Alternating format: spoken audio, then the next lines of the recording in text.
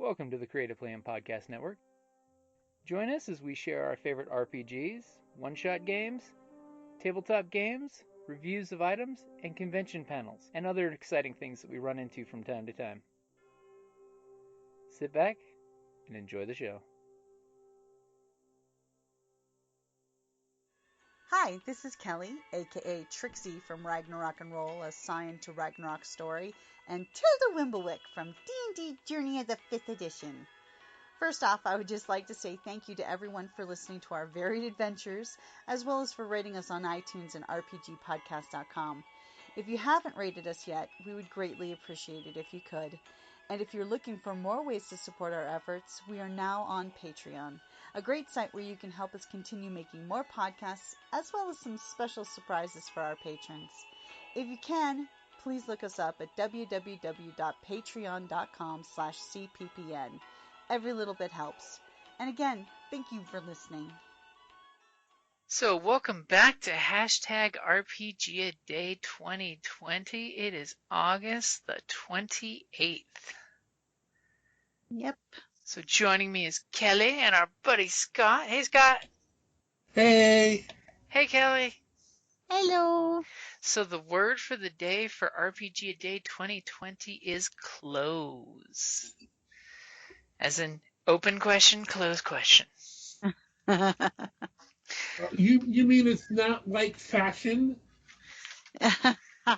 As much as Kelly would love that. Close to somebody, you know. Oh. That's a good one. Like, I was thinking close, but no cigar. Like when my sister would, like, shoot characters in the back because just too close for comfort. I think the military term for that is danger close. Yeah, see, it could go a number of different ways, this word. So what way would you like to take it? I just did. I mean, like, close, you know, as in nearby. You know. That's like, a good one. Uh-huh. So always know what the danger close range is? Preferably. And have your sister in front of you when she's an archer, as opposed to behind you. Love you, Gary. Keep your enemies close, but your friends not as close.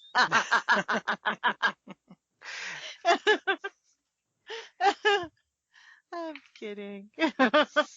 I kid. Keep your friends close, but your enemies within opportunity attack range. That's a good one. I like that.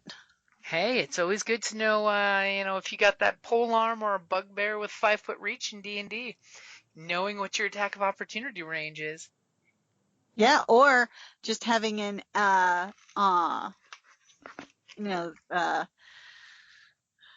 sorry, I'm tired. A reach weapon? A party member who's in close with the enemy, you know, engaged, can give you advantage. That is true. Or especially for rogues. Especially for rogues. Even if you got just a bow, you can. If they're flanking, then other people. Yeah, definitely.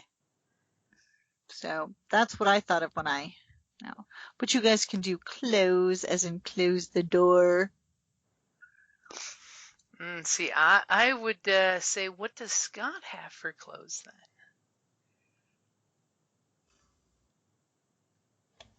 For close, whenever close. CLOSE.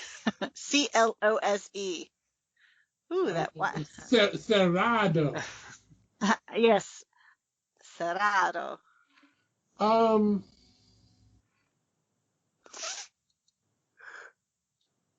I always think about, well, close is like ending.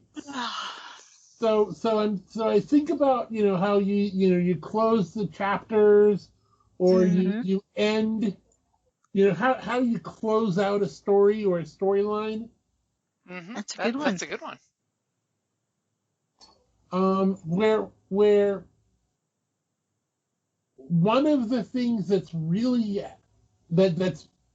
hard to pull off is a successful closure. One, because, being a role-playing game, you get attached to the characters, so you don't really want to ever end something. Mm-hmm. And then secondly, it's hard to get the proper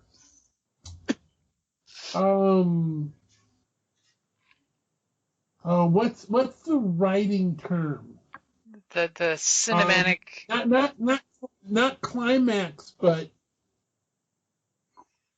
the Yeah, it's the term for walking into finishing things off. the walking into off into the sunset. Right. A sticking the landing, as it were.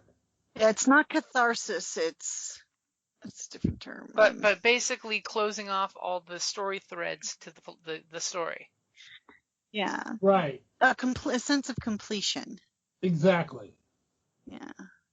Because that's true. With a lot of RPGs, they constantly have that and then.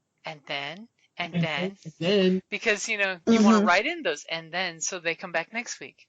But it is really important that campaigns and adventures do have closings, True. Like when we just finished last session with the Heroes of the Realm, you brought back the rune golem and you completed. It was done, Anything you guys do at that point forward is just you guys mess around in town. It's not an actual story arc. But for example, we had a closure. I mean, complete campaign closure for the airship Gallivant.